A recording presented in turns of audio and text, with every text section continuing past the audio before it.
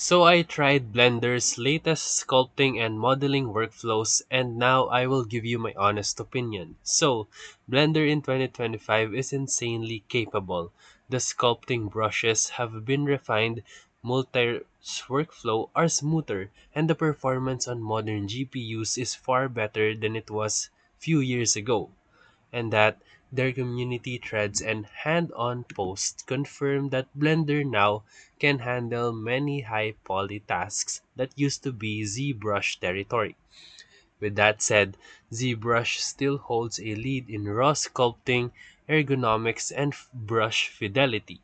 Professionals consistently say that ZBrush feels and it handling or extreme polycounts remain superior for micro detail sculpting and creative work, and that Blender is only catching up, but some of their brush behaviors and workflow shortcuts are still more polished than ZBrush.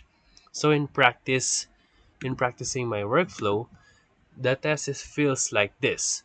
For general modeling, this is now retopo and even a lot of sculpting. Blender is now the faster all-in-one tool because you do everything in just one app and it's free.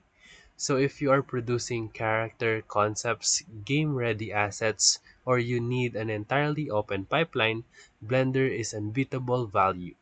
But when I pushed to extreme high resolution character sculpting for film level detail, ZBrush still gave me finer control and fewer workarounds. So the pros of ZBrush or Blender is that it has free and extremely versatile and strong community tools and plugins with improved sculpting and performance. While the cons is that it's still slightly behind to ZBrush for ultra high resolution sculpting and some brush behaviors, which professional studios often keep both in their pipeline.